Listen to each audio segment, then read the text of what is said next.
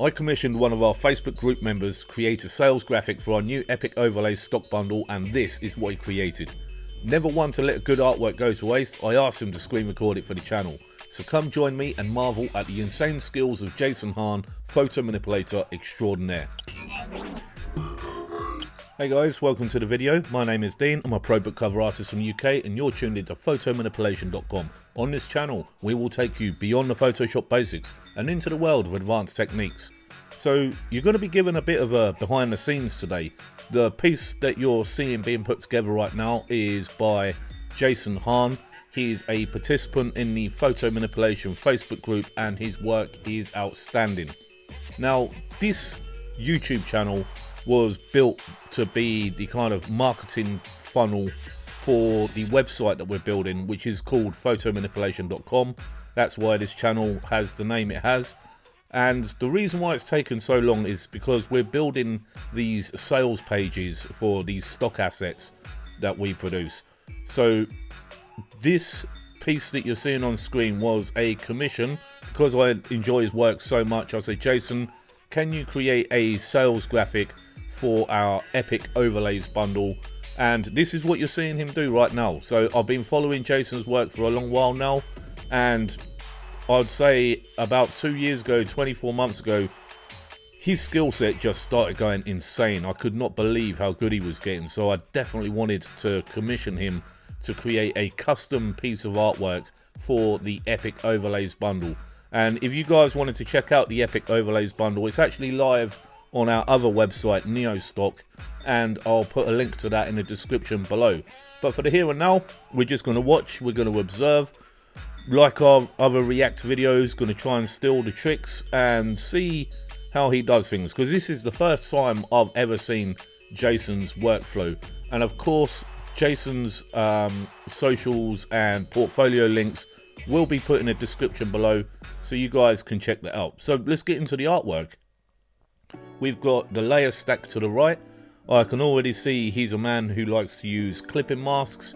If you guys don't already know, to add a clipping mask, you alt and click between the layers, and the upper layer will be restricted to the pixel data of the layer below. So it's kind of like using a layer mask, but it's a faster and more effective method of working. There are downsides to clipping masks. They can be knocked out if you kind of drag other layers in between them. So sometimes I use clipping masks, sometimes I use layer groups with a layer mask applied if I want to selectively add lots of different things. So if you're a newbie, don't be intimidated by this. You will still be able to learn a lot from watching the process on screen. Now, the compositing method that Jason's using here, I'm seeing is quite a quick and dirty lasso style. I'm not too sure if he used like Redwan's method or whether he used Refine Edge to quickly get those figures out. So he's using freehand lasso and he's simply chopping that out in increments. So that's interesting. We've got a new figurative stock element here, so there's tons going on with this one, guys. Okay, select a mask, that's Redwan style. And I'm assuming he'll follow that same process. Oh, a bit of pen tool action, that's nice. That's my go-to, pen tool. So he uses a combination of both pen tool and select a mask for that figure there. That's very interesting.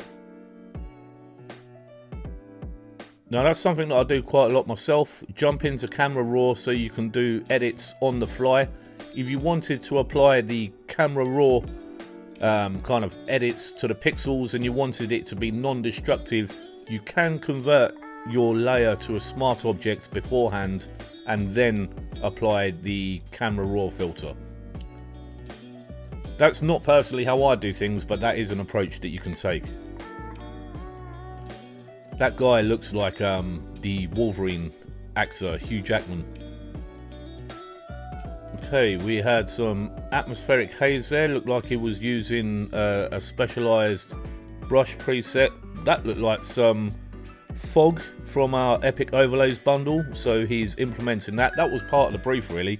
I said, can you create something insane and wild and use our assets from the Epic Overlays bundle? Now, all of these tentacles, these are actually from Neo stock. These are part of the tentacle bundle. I know he really enjoys using these, and it's creating the overall kind of epic kraken scene. So the pirate ship is under siege and the tentacled beast is attacking at all angles using its tendrils and tentacles. So I really like that. That's wild.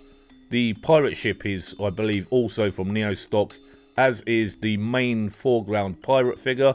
That man there, that's my friend Carlos. Shout out to Carlos, one of the best historical models I've ever worked with. Okay, what was that? So we got a soft light, kind of muted smoky tone. That's quite interesting.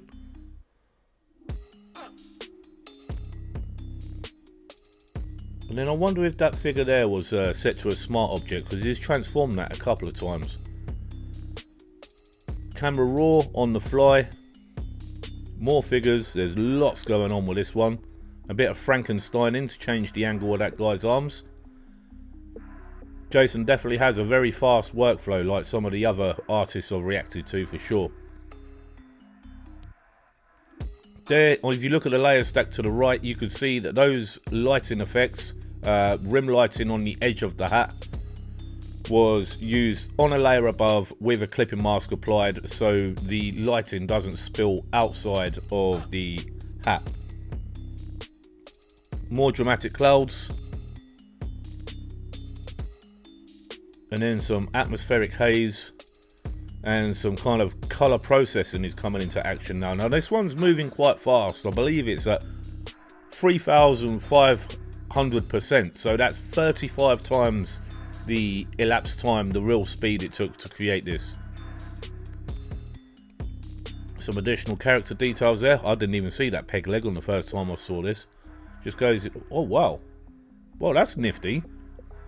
Ah, so he's used a pixel squid plugin to get that hook angle at exactly the right angle. That's very clever. I've never actually used that before, so I like that.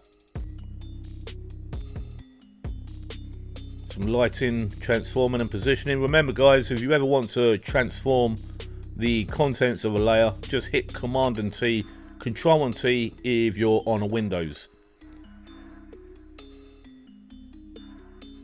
So we've got this guy here, manning the ropes, ensuring that the entire ship doesn't tip from the kind of attack and weight of the kraken beast.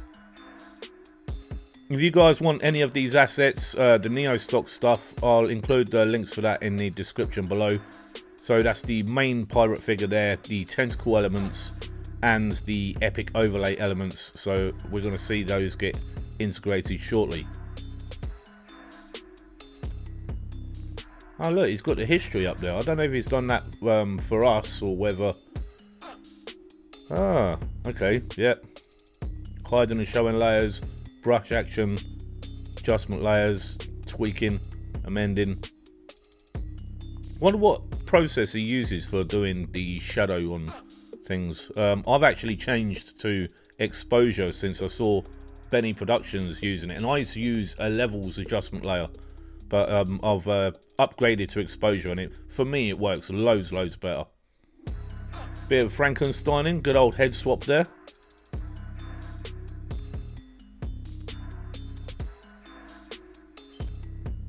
Now, Jason's using stock elements from a massive range of different platforms. I do know that he has stock credits on quite a few different places, so there may be Shutterstock, Adobe stock.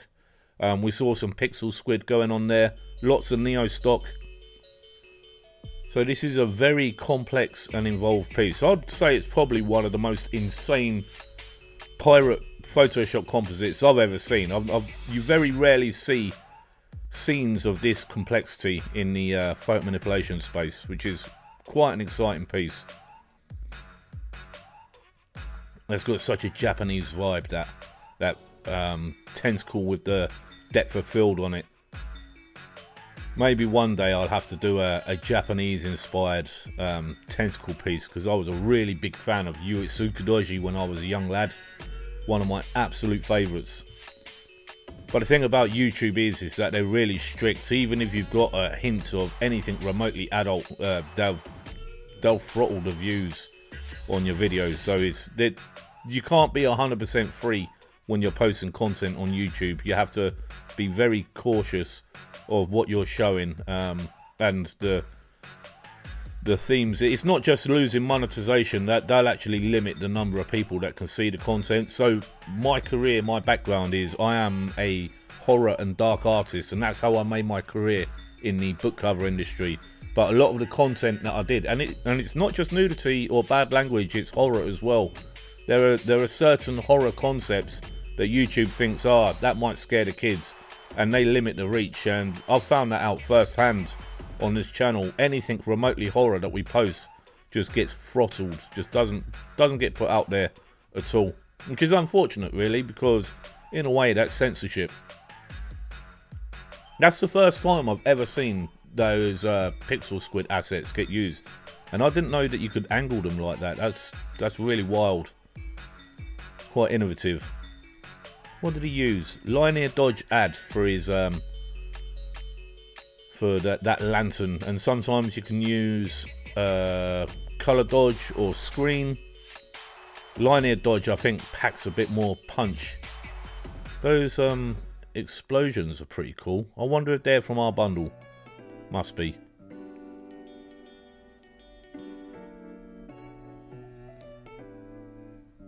Oh, look at that. Look, the sail's on fire. Yeah, that's cool.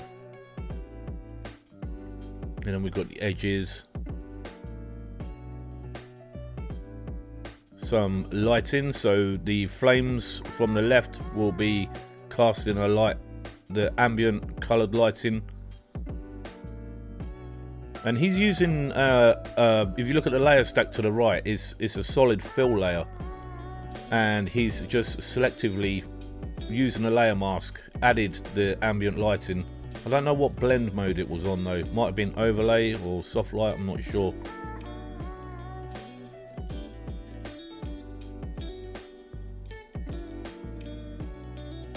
Very cool, it's really coming together now.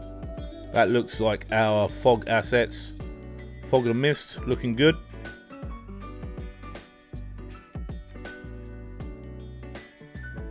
When it gets to the end of this one, I hope you stick with us to the end, guys, but I'm going to show you how this looks as the final kind of sales graphic for the new website, photomanipulation.com, which should be launching October. It's got to, it's taken too long.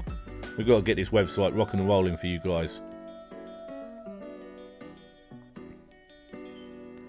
I'm now becoming more comfortable with using those warp tools, like you saw there. Somebody in the comments, a really helpful comment, they said, use Alt to control the distort points when applying warp function. And that's been helping me loads. Here we go. We've got some water splash assets from the Epic Overlays bundle. Great to see those being used there. They do add some kind of texture, detail and motion to the overall piece. Little sparks, flecks of light, droplets, debris. If you watch someone like Clinton Lofthouse, who does this really effectively, can add the extra feeling of depth and realism to your artwork. Muzzle flash, that one's from another platform. I did say when I gave this commission, you don't have to just use Neo stock assets. You can use any assets from any platform that you need. Just make sure you include some of the Epic Overlays, and he's done such a fantastic job. My eyes popped out on stalks when he showed me the finished piece. I said, yeah, that'll do it.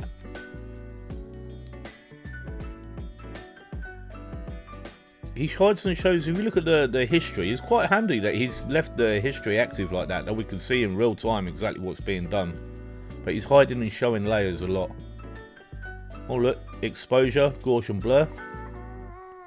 A lot of transforming. Guys, if any of you are familiar with Jason Hahn's work, you may have seen him in the Photoshop groups, give us a holler down in the comments below.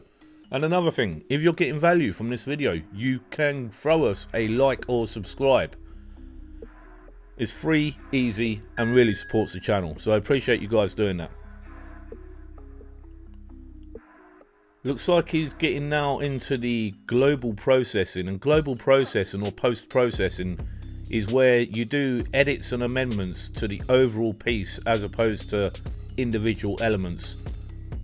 And you can see that he's used a stamped layer at the very top to apply this global processing.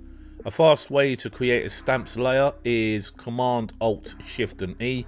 I remember it with a song. If you're on a Windows, it's Control Alt Shift and E. And it's a really fast way to just select all, copy, merged and paste with a single keystroke. So that's one of the most frequent shortcuts I use, is create a stamped layer. And it's usually on the stamped layer that we apply these kind of global processing effects. So you've got the light being cast from the moon there. We've actually got a new bundle come out called Lighting Effects, and we're going to have to do another one of these artworks, so that Lighting Effects one. But we've got lightning, bokeh, sparks, all kinds of stuff. So we're nearing the home stretch on this one, team. Ah, look at that. Color Effects Pro. A lot of us on the team use that plugin for doing global and post-processing. And because we use it so often, I actually put a link to that in the description below.